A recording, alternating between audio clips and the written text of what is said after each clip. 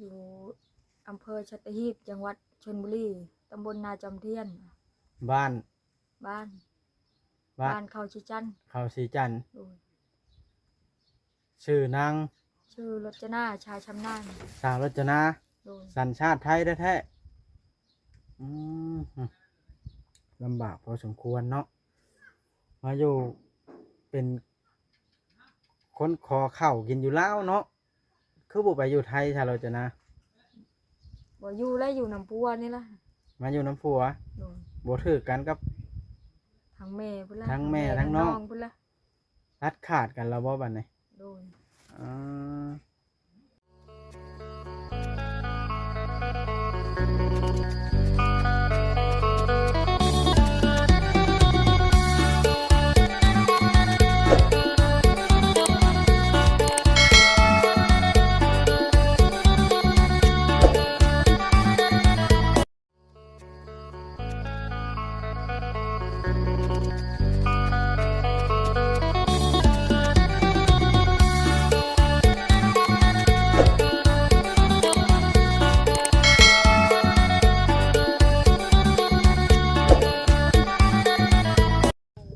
พี่น้องเอ้ย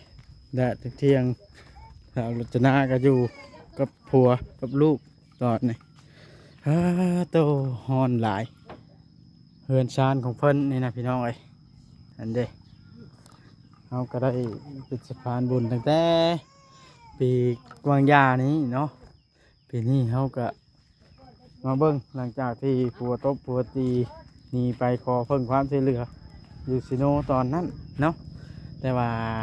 ตอนนี้ชีวิตเพิ่นเป็นยังไงครับต้องมาพัง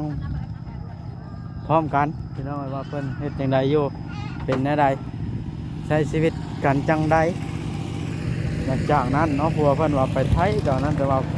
ผัวเพิ่นก็กลับมาแล้วนะพี่น้องอ๋อแล้วเพิ่นสิกินข้าวกินน้ำแบบใดอยู่จังใดสู่มื้อนี่พี่น้องเอ้ยพี่น้องเอ้ยแน่สบายดีเด้อสบายดีและสวัสดีพ่อแม่พี่น้อง FC กันเบิดสู่กุสู่คนพี่น้องเอ้ยเบิดสู่หม่องสู่บ่อนน้ำกันช่วงนี้เฮาก็เริ่มว่างแล้วพี่น้องเอ้ยหลังจากเสร็จภารกิจเกี่ยวกับท่านหมอแล้วเฮาก็สิขอเดินสายถ่ายคลิปแบบช่วยเหลือต่อไปพี่น้องเอ้ยถ้าเกิดว่าท่านใดอยากให้เป็นสะพานบุญไปมองใดบ่วัดกับไปได้บ้านนี้พี่น้องเนาะพี่น้องเอ้ยเก่ายากเวียกท่านหมอขึ้นมาเบิ่งสาวรจนาพี่น้องเอ้ยกับพัวเพิ่นเห็นเพิ่นแล้วโอ้จอยพร้อมหลายชั่วมือนี่พี่น้องเอ้ยจะเป็นอะไรคือเป็นนั่นน่ะเนาะบ่วัดกับบ่เข้าใจกันลูกเต้าเพิ่นก็บ่อยู่ตอนในเพิ่นลูก3คนน้อยๆอย่างนี้จำนี่ลูกเพิ่นไปหาเฮ็ดเพาะมาขายซื้อข้าวพี่น้องซื้อน้ำมันเรื่องราวจะเป็นยังไงไปเบิ่งไปชมน้ำกันพี่น้องกันปะอันนี้ลูกเพิ่นก็อาบน้ำป้าเปื่อยอีกแล้วจะพาลูกไปอาบน้ำบ่นะเดี๋ยวเบิ่งเดี๋ยวพาไปบ้างทายหน่อยบัดนึงหันหน้ามาเจ้านะไปอาบน้ำสินะคือคอยจะเบิ่งหุ่นเจ้านะสบายดีเสียรจนาหุ่นดีทั้งอันผัวเมียเนาะเดี๋ยวนี้ตัวเนาะเป็นยังไงชีวิตคู่มือนี่สบายดีอยู่ดีไม่แห้งบ่สบายนี่แหละฮะสบายไปได้ทุกนี่แหละบ่สบายไปได้ทุกแต่ทุกเวลาคือหุ่นดีแท้สิดอกคนดาราเขาต้องการขนาดได้หุ่นแบบนี้ยังยอมมานี่เนาะลำบากพอสมควรเบิ่งนี่เนาะเป็นในเรื่องเล่าพอสิเล่าให้ฟังเนี่ยได้บ่ใช้ชีวิตจังไดกูมือนี่ใช้ชีวิตน่าได้แบบไปห้านี่แหละบอกไปห้าบ่ได้ไปหาหยังล่ะไปห้ากล้องนี่แหละเอามาขายไปหาของมาขายอ๋อแต่ละมื้อนี่บ่ได้อยู่เลยตื่นมาแล้วมันไปนะโดยหาหยังล่ะของ ดอกกระเจียวนี่แหละหน่อไม้หน่อมันนี่แหละ มาขายเนาะ โดยเอามาเปลี่ยนเข้าแน่ มาเปลี่ยนข้าวกิน โดย ก็ตกเลี้ยงลูก4 คนผัวผู้หนึง โดย หากะมาแต่เวียกบ่จังไปอาบน้ำนะผัวนะ โดยถ้าก็เพิ่งมาแต่หน้าหมด อ๋อตกชาวรจนาแล้วอันเจ้านี่กินข้าวกินน้ำได้ใช้นี่ พอเข้านี่ล่ะ ขอนะมันกุ้มจากเดือนไปขอเท่านึงอะนะขอจากถามแบบนี้แหละ ได้คุนึงก็ได้ดอกอาทิตย์นึง เบิดแล้วเบิดหันได้ชาวบ้านนี่ หมดนั่นก็ไปขอหา เบิดเราไปขอ โดย ขอได้มาละเขาเมื่อย โดย ผัวเจ้าได้ไปขอบ่ บ่ได้ไปแล้วมีแต่หากบหาเขียดนั่นแหละไปดอกกระเจียว ผัวเจ้าน่ะบ่เคยไป โดยไปละเทื่อนึงไปบ้านทง ผัวเจ้านะ โดยไปขอนำญาติพี่น้องนี่แหละญาติพี่น้องทางแม่พุ่นละ บ่ได้เนาะถ้าเราไปได้เจ้าไปกับเราไปนี่ไผได้หลาย โอเคเฮานี่แหละได้หลาย เจ้าได้หลายก็ โดย โอ้ เห็นว่าเขาให้ก็ญาติพี่น้องของแม่นั่นน้องชาวแม่นั่นให้เอาเงินเถื่อ40 50เอาไปให้เขาไปขอนำเข้านะ ตัดตัวเองบ่มีเงินอยู่แล้วยังได้เอาไปเข้าเอาเงินไปให้เจ้า โดยขอเข้านำเข้านั่นนะไอ้ขอเข้านำ50เขาก็ตักให้ อ่า บางเทื่อเขาก็ให้ชอบเรื่องเขาเป็นข้าวเปลือกนั่น เออสร้างเป็นแค่บาทนี่ แต่ว่าลูกเต้าตอนนี้ได้สินะ ไปหาเฮ็ดไอ้ ไปหาเฮ็ด โดยยังบ่มา ลูกน้อยๆนะไปหาเฮ็ด โดย ได้เท่าละจังโน้ล่ะสาธุ มันบ่ได้แล้วได้เทื่อจอกนึงนั่นแหละชมเขาเป็นเด็กน้อยนั่นแล้วรวมใช้กัน เอามาไปได้ละมาโฮมกัน โดย หามานี่บ่ได้แกงบ่เฮ็ดนะ เก่งแน่เมื่อวานนี้เขาเก่งเลยเมื่อวานนี้ได้หลายเมื่อวานนี้ได้โลไปเขาก็ หลายบ่โลไปนะ โดย เจ้าขายโลเท่าไหร่ล่ะ โลเช่นเช้าไอ้ ขายโลแสนเช้า โดย อ๋อเฮ็ดพอหนังนะเนาะอยู่ไทยโล800 บาทผู้ได้อยู่ไทยนะอยู่นี่แสนเช้าเพิ่นได้หามาขายค่อยเด้อ โดยเมื่อวานนี้เป็นมันออกหลายเมื่อวานนี้มันนี่เป็นบัดได้ละผู้ได้ไล่ก็ได้ไล่เต็มกระยังเมื่อวาน พ่อถ้าเราจะนะ เวลาเจ้าไปคอเข้าเนี่ยเจ้าอันอุ้มลูกไปน้ำทุกครั้งบ่ อุ้มไปแล้วไอ้ ผู้น้อยนี่ได้ ยังบ่อดนมเขาอยู่มันกินนม มันยังกินนมอยู่เนาะ โดย อุ้มตากแดดแบบนี้ก็ต้องได้ตากไปบ่ โดย โอ้ต่อสร้างเป็นเนาะว่าก็เงึดอยู่ได้ เคยบ่ไปเบิดผัวเบิดเมียไปขอข้าว เคยเธอเดียวนั่นแหละไป ผัวก็ไปฮะได้ โดยไปบ่ได้ไปแถวผุนไปแถวบันทงนี่ มันไปกับผัวนะเนาะ โดย มันไปทั้งนั้นทั้งบ้านคอยละรับบ่ไปบ่ผัวเจ้า บ่มีแต่หาดอกเจียวครึ่งก็ชอบเหมือนนั้นเฮาไป หาจักมือจังได้เพิ่นก็ชอบ กลางคืนได้ไปหาได้ไอ้ตอนเช้าไปบ่ทันงัวควายกินหมด กลางคืน โดย ไผเป็นผู้ไปกลางคืน เฮานี่ละไปนำพัว ลูกเด้ ลูกกับปะไว้อยู่เที่ยงนานั้นให้น้องพัดนั่นเบิ่งแม่ย่าเบิ่ง อ่า คันบ่เฮ็ดแบบนั้นแล้วมันบ่ทันคนไอ้ ได้ดอกกระเจียวแล้วซับไป โดย แลกข้าว คันว่าหาตอนแบบนี้แล้วมันเหี่ยวไอ้เฮาบ่มีตู้เย็นบ่มีหยังนี่แหละมันเหี่ยวแล้วไปฮอดพุ่นมันก็บ่เป็นตะกินละ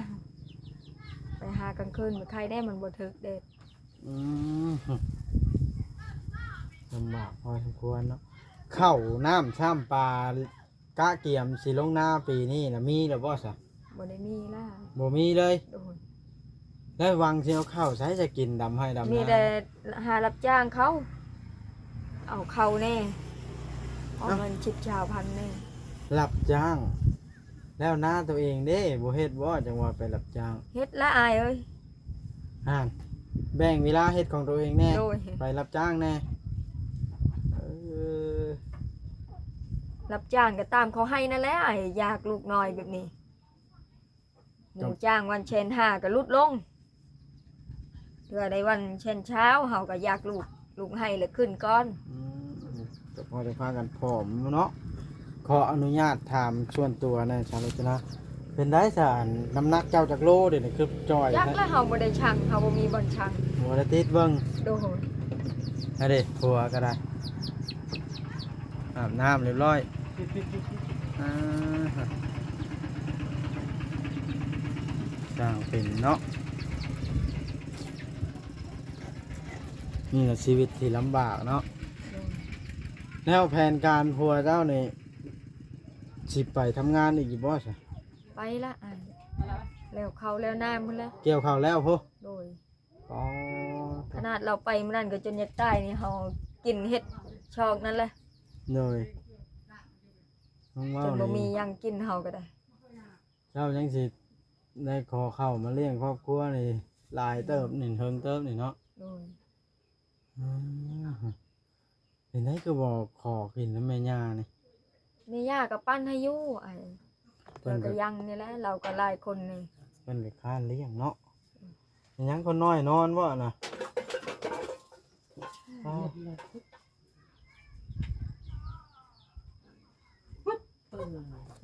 เดี๋ยวพี่น้องเอ้ยเป็นแต่คนน้อย ที่กางเกงเดี๋ยวห้ำออก ได้ส่งให้คนน้อยเด้อ เงือบตาใดก่อนโอ้ ฮ่าตัว ลูกอีก สร้างไปเนาะเจ้าไปในเฮ็ดให้เจ้าจะมีเงินจ้างไปเห็นนะชาวรถ ผัวนี่แหละ ฮะ ผัวหาให้ ไปอัน ไปขอเขานั่นแหละ อะไร ไปกับนั่นน่ะไปฮอดบ้านเดือนนั่นชีชิปกลับกับชีชิปเฮาขอเฮาบ่มี ปกติเนี่ยเป็นแสนบ่ได้หาไป โดย นะครับ มี ก็ เฮา ต้องแสน ขึ้นรถพอเท่านั่นแหละพอเท่าเฮาเคยขึ้นนั่นแหละ เพิ่นสงสารนะเนาะ โดย เพิ่นให้ไปอืมหลายคนบ่เชื่อว่าเจ้าเป็นคนไทยชาวรจนา FC นะเบิ่งจากรูปร่างหน้าตาผิวพรรณเขาว่าคนเขมรเนี่ยเจ้ามีข้อใดสิอธิบายได้เนี่ยฮะ บ่มีล่ะ เจ้าลองเว้าแจ้งๆเบิ่งอีกครั้งหนึ่งผู้ที่เข้ามาใหม่เพิ่นบ่ทันรู้จักได้ว่าเจ้าน่ะเป็นคนไทยแท้แต่มาอยู่น้ำผัวแล้ว เจ้าเกิดบ้านนั่นจังหวัดนั่นลองเว้าแจ้งๆให้ FC ฟังเบิ่งเนาะอำเภอนั่น เกิดจังหวัดชลบุรีอำเภอสัตหีบตำบลนาจอมเทียน อยู่บ้านเด้ บ้านเขาชีจันทน์ บ้านเขาสีจันทร์ โดย อ๋อชื่อว่า ชื่อรจนาชาชำนาญ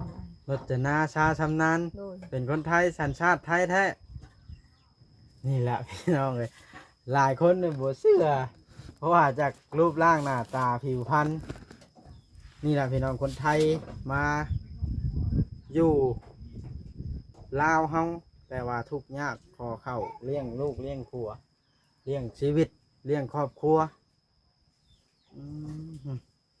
แต่ว่าทางผัวอันน้องกับแม่น่ะบ่ได้ติดต่อคุยกันแล้วเนาะ บ่ ตัดขาดกันแล้ว โดย อ่าเพิ่นก็ฮู้อยู่ว่าเฮาทุกข์ยากนี่เนาะ ก็ฮู้อยู่แต่เขาบ่อยากลักไล่นำเลย เขามุนมัดเนาะ โดย เจ้าบ่ได้ให้บ่คิดมา ให้ทั้งมวลไอ้ ให้ทั้งมวล โดย มันบ่จักแนวเฮ็ดเนาะ โดย เวลาทุกข์ยากข้าวบ่มีในติ๊บนี่เคยมีบ่ มีแล้วไอ้เอ้ยบางเทื่อต้มหัวมันกิน เฮ็ดขุดหัวมันมาต้มกิน โดย พาลูก4 5คนนั้นกิน โดย อ่าสาวเป็นแทบบาดเลย พอกันนักใจน้ำอยู่สินะชีวิตเจ้าทำอิฐแรกๆนะเป็นยังได้มาอยู่ลาวนะย้อนแบบนี้ โดย พี่น้องไอ้สิเล่าให้พี่น้องผู้ที่เข้ามาใหม่ทางนั้นมักผัวแล้วเนาะแต่ว่าทางแม่กับอันญาตินะบ่พร้อมบ่ โดย แต่หนี่ตามผัวมา โดย แล้วล่ะอยู่กันไปกันมาล่ะคือว่าแล้วเนาะตัดขาดกันบาดนี้เนาะ โดย เจ้าผิดบุพังความเพิ่นได้ความหมายโอ้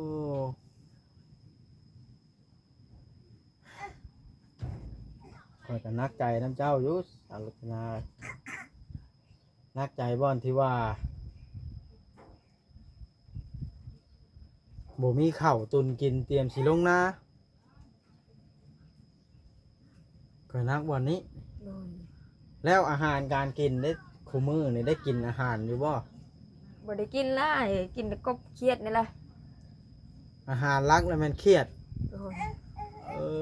อ ป้าถ้าเกิดฝนตกหนักก็ได้ปรากฏดีต่อมองเงา เอา ใช่มองเมื่อนั้นฝนตกหลายก็ได้อยู่ป้ามีแต่ปรากฏ แต่ว่าเป็นซีนหมูไข่มีใน ว้าว คุมื้อนี่เด้ บ่ได้มี บ่ได้กินเลยปลากระป๋องก็บ่ได้กินอีกปลากระป๋องมันป๋องละ10ปลายพันละบ่ได้แล้วเนาะ บ่มีละค่ะประมาณ16 17ละเดี๋ยวนี้ ป๋องหนึงนะ โดย พอตัวเกือบป๋องละเหรียญละ โดย เหรียญ$1ได้20,000ก็ป๋องหนึงเนาะ ชามไม่กลัวนั้นบ่ได้บ่ได้เนาะ โดยพันปลากระป๋องธรรมดาได้อยู่10,000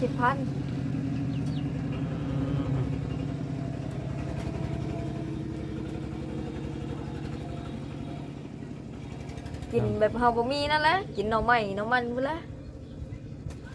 สาเหตุที่จ้อยนี่ค่อยว่าเกี่ยวกันได้นี่ย้อนถ้าเจ้าบ่ได้กินอาหาร โดย บ่แม่น อา ดอก หารไอ้ ว่าถึกเวียกกระดอน่ะเนาะ โดย อ่า มื้อหนึงก็ได้กินแต่แกงหน่อไม้นั่นแหละหน่อไม้ไล่เฮ็ดเขียดหมดเท่านั้น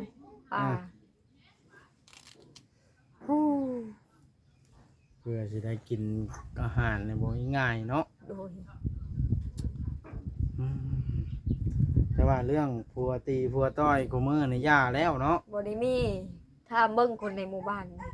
เจ้าย่าแล้ว โดยคันไปผิดอยู่ผิดเลยนี่บ่หานตีเลย ขอถามเรื่องเชิญตัวหน่อยๆเจ้าตอบได้ก็ตอบตอบบ่ได้ก็บ่เป็นหยังเด้อเป็นไห้ผัวเจ้ากูมือนี่แล้วยังสูบยามาอยู่บ่ บ่ล่ะ ย่าแล้ว โดย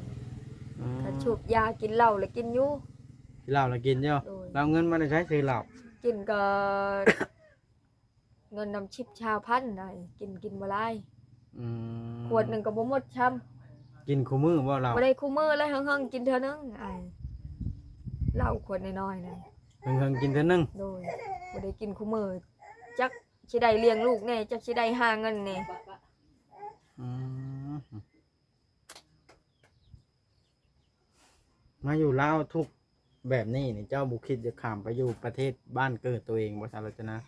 ที่ข้านไปแล้วนะ บ่อยู่เนาะ ไปก็บ่ถึกเขา บ่ถือกับญาติพี่น้อง โดย ตั้งใจมาอยู่น้ำลูกน้ำผัวอยู่พี่ดีกว่าเนาะ โดย อืมครับที่มันอยู่ได้ครับใจมันอยู่ยากบ่ โดย อ่าอย่าให้ได้หมกดีน้อยนะ อยู่เพื่อนอย่าเท่าคน อุ้มเอา ไปเลยไปเที่ยวไป แอบเป็นหยังอะน่ะ ทะเลไปเอาขนมเอาขนมในมันก่อน อ่าจะแอบอีกละคนน้อยนะเนาะนี่รับพี่น้องเลยถ้าเกิดว่า FC ท่านใดมีจิตใจอยากช่วยเหลือชาวรจนาอีกครั้งก็ช่วยเพิ่นเด้อพี่น้องปิตาอีตนอีหลีพี่น้องเอ้ยแผนการในเล่าให้ค่อยพังนึกว่าชาวรจนาเจ้าสิเฮ็ดจังไดจังสิได้เข้ามาเตรียมกินลงนานี่ หารับจ้างเขานั่นแหละไอ้บ่มีทาง บ่มีทางหารับจ้างไผสิจ้างอะนะ บ่อึดจ้าง ไปเนาะ ไป ลูกเจ้าได้ซะ ให้ลูกเฮาเบิ่งนั่นแหละน้องพัดนั่นแหละ ให้อ้ายเอา โดย ตัวน้อยนี่เนาะ เขาจ้างก็บ่อึดเขาเล่มดุไอ้ผู้ใดบ่ดุก็บ่ได้กิน อ่า ดุแล้วอยากกินล่ะ ก็นอนอยู่เพิ่นบ่มีข้าวกิน โดย เดี๋ยวเลี้ยงลูก4คนผู้ชายเบิดลูกก็ได้ มีแต่ผู้ชายหมดบ่มีแม่ยิง ผู้ใหญ่สุดจักปีก็ผู้ใหญ่สุด โอ้ได้ละ10ปีนี่แหละ11นี่แหละแต่โตมันน้อยซื่อ อืม หนักพอสมควรเด้อเนาะ โดย เจ้าข่อยก็อยากช่วยเหลืออยู่สาวรจนาเอ้ยมันทำบ่จักได้เฮ็ดข่อยก็บ่ได้เห็นแต่เฮิงละ FC หลายท่านนี่สงสารเจ้าอยู่ได้ตอนเจ้านี่ไปอยู่อันห้องเช่าตอนข่อยเช่าให้ตอนนะไปอยู่ซิโนนะ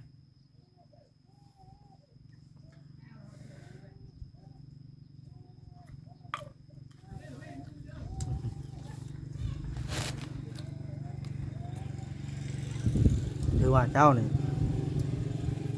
จิตใจเข้มแข็งแห่งชาวรจนาบ่ย่อท้อต่อชีวิตขนาดเคยพังแล้วก็ยังอยากให้นำเม็ดข้าวกินอีก โดย เงินใช้ผมมีอีกเฮ็ดนานี่เฮ็ดร่วมกันบ่กับแม่ย่า บ่เลยเฮ็ดไผเฮ็ดมัน เฮ็ดไผเฮ็ดมัน โดย แล้วรถไถเอามาได้ใช้ซะ รถไทยก็ชอบเมาอัน ซ่อมเอา โดย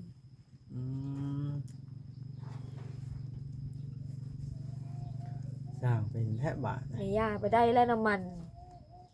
เรือเฮานี่แหละบ่ได้ อืมรถไถอันคันเดียวกันกับแม่ย่านะหรือว่าเปลี่ยนกันไถบ่รู้อะไร เปลี่ยนกันไทยนั่นแหละอ้ายบ่เปลี่ยนกันไทยบ่ได้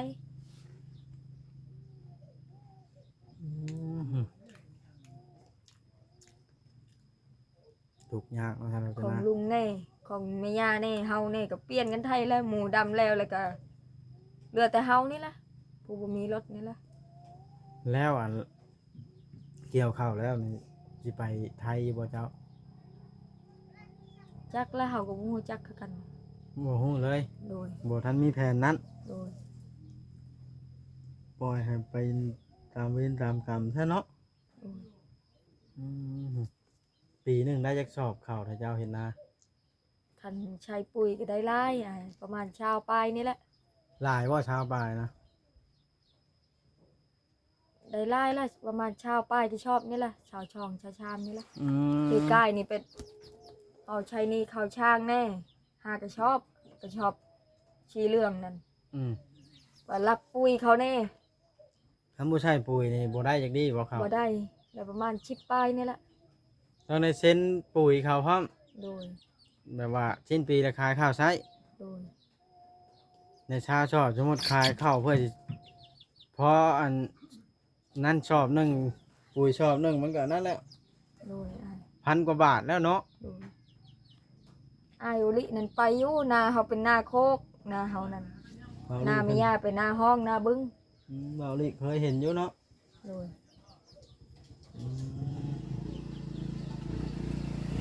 มันก็บ่ได้ข้าวแล้ว โดย ใครหยังนี่ ล้านคือเราขึ้นมุงเฉยชีให้ปีกายนี่ โอ้มีฮอดรถขี่เพิ่นเนาะ แม่เราชื่อให้เราไปเฮ็ดชวนย่างนะแม่เรา แล้วไปเฮ็ดสวนยาง โดย เออไม้เฮือนไผใส่ในกระลางแม่เจ้านะ เงินน้องเช่าปัวเขานั่นแหละ เพิ่นสิมาปลูกอยู่พี่บ่ โดย อืมโอ้ยชีวิตประจำวันตื่นมาค่ำมาซุมื้อนี่ตื่นมานี่เจ้าไปเฮ็ดหยังครับจ้ะนะ ไปมาหน้าไปหาอยู่หากินนี่แหละ ตื่นมาแล้วไป ได้อยู่ดอกเงิน อืมอ่ะจำนั้นละสาวๆรจนาก็สิได้อันไปเวียกก่อนบาทนะ โดย เด้อสู้ต่อไปเลี้ยงลูกเลี้ยงเต้าเจ้าก็ได้เห็นอะไรสิรอดพาลูกรอดเบิดก็ต้องไปขอแล้วเนาะ โดย หมูจักในเห็ดเด้เคยไปไกลชุดนะฮอดบ่บานค่อย ปัวอีกอัน ฮอดใช้กว่านะ ฮอดเชโนพุ่นละ เคยฮอดชิโนอีก โดย โอ้ไกลบ้านค่อยไปแล้วนะเนาะ โดย อืมพาลูกร่างยำๆไปหรือวะ ไปกับเท่าพัดนั่นแหละเท่าอายนั่นแหละผู้นั้นไปหาบช้อย เอาไปขอได้ละให้ผู้น้อยนะหาบช่อย โดย แม่ย่านี่บ่ได้ไปน้ำบ่ซุมื้อนะ บ่ได้ไปเรายังบ่ทันอึดเราก็ เหลืออยู่นั่นก็ฮอตได้ชิปก็ชอบ อืมโดยจังใดก็สู้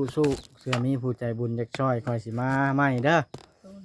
เดี๋ยวคอยสิกลับก่อนบาทนี่เด้อ โดน จังใดก็อยู่ดีมีแฮงสบายดี ไว้ดี